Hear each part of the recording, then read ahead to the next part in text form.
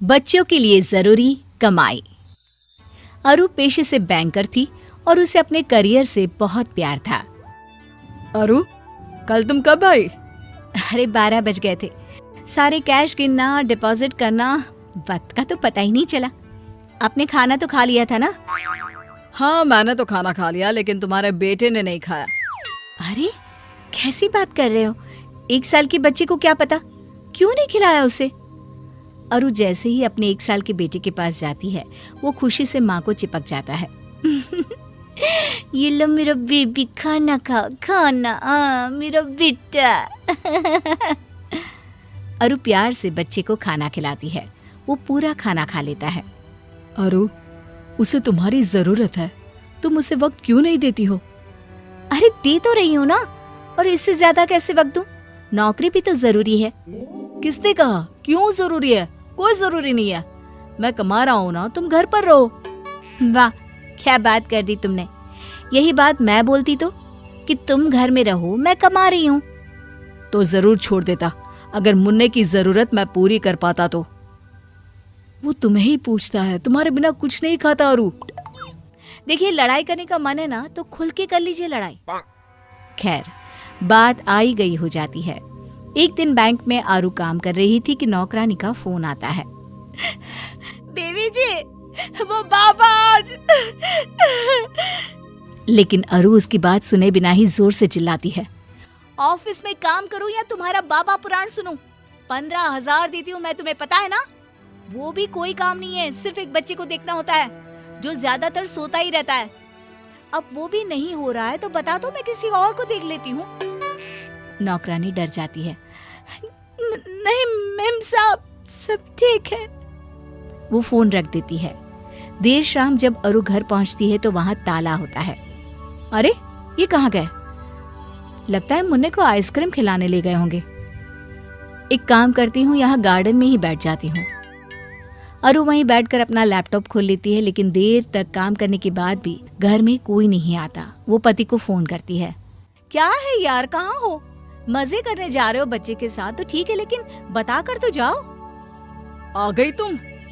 Doormat के नीचे घर की चाबी है, खाना बना है, खाकर सो जाना। तुम्हें तो कोई टेंशन है ही नहीं ना बच्चे की। फिर शुरू मत हो जाना, नींद आ रही है, कल सुबह जाना है फिर। अरु खाना खाकर सो जाती है। अगली सुबह वो वक्त से तैयार होकर ऑफिस चली जाती है। लेकिन अगली शाम जब फिर उसे घर कोई नहीं मिलता तो वो पति को फोन करती है। अरे यार, कहाँ चले गए तुम? बता कर तो जाया करो। अच्छा, बड़ी जल्दी याद आ गई हमारी। मुन्ना परसों गिर गया था, उसे चोट लग गई थी, मैं अस्पताल में हूँ। क्या बात कर रहे हो? कहाँ है वो नौकरानी? रुको, मैं बात करती हूँ उससे। उसने मुझे बताना भी जरूरी नहीं समझा? उसने तुम्हें बताया था, लेकिन तुमने उसे बात सुने बिना ही डरा दिया था कि तुम उसे निकाल दोगी। वो डर के मारे तुमसे कुछ बोल ही नहीं पाई। अरु परेशान हो जाती है। वो अस्पताल जाती है और बच्चे का ख्याल रखती है। ये तो चमत्कार हो गया, आपका बच्चा रिकवर नहीं कर रहा था 2 दिनों से, अब देखिए कैसे फटाफट ठीक हो गया। इसे कहते हैं माँ का प्यार। खैर, कुछ साल बीतते हैं। मुन्ना थोड़ा बड़ा होता है। एक दिन, अरे खाना क्यों नहीं खाया? गलत बात है ना, खाना खाया करो बेटा, नहीं तो पतले हो जाओगे। नहीं माँ, मैंने खाना खा लिया, वो भी ढेर सारा। अरु को विश्वास नहीं होता। खाना खा लिया? अरे कहाँ, कैसे खाया?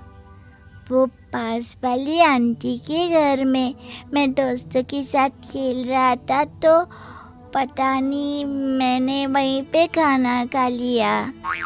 हाँ सच्ची ना? अच्छा, मैं आंटी को फोन करके पूछती हूँ। अरु पड़ोसन को फोन करती है। भाभी जी, वो मुन्ना बोल रहा है कि आपके घर खाना खा लिया था, सही है क्या? हाँ जी भाभी जी, उसने तो 3 रोटी खाई। बोल रहा था आंटी गरम रोटियां कितनी अच्छी लगती है, मेरी मम्मी तो सुबह ही बना देती है रात का खाना। भाभी जी, बच्चों को ताज़ा ताज़ा बनाकर खिलाया करिए ना। देखिए, मैं तो अपने हाथ से खिलाती हूँ। एक मिनट भाभी जी, मैंने राय नहीं मांगी आपसे, बस ये पूछा कि मेरे बेटे ने खाना खाया था या नहीं, भाषण देने को नहीं कहा था। अगले रोज मुन्ना फिर दोस्त के घर चला जाता है। आंटी, कल जैसी रोटी खिलाओ ना। पड़ोसन दिल की बहुत अच्छी होती है। वो अपने पति से कहती है, अरे देखो ना, बेचारा बच्चा सारा दिन नौकरानी पालती है। जब मूड होता है तो खाना देती है, नहीं तो बस माँ के आने के वक्त ही सारा प्यार इस पर लुटाती है। ठंडा खाना, कपड़े भी पता नहीं कैसे पहनाती है। माँ नौकरी करती है तो बेचारा सारा दिन इधर उधर घूमता रहता है। अरे कोई बात नहीं ना, तुम कुछ खाने को दे दो।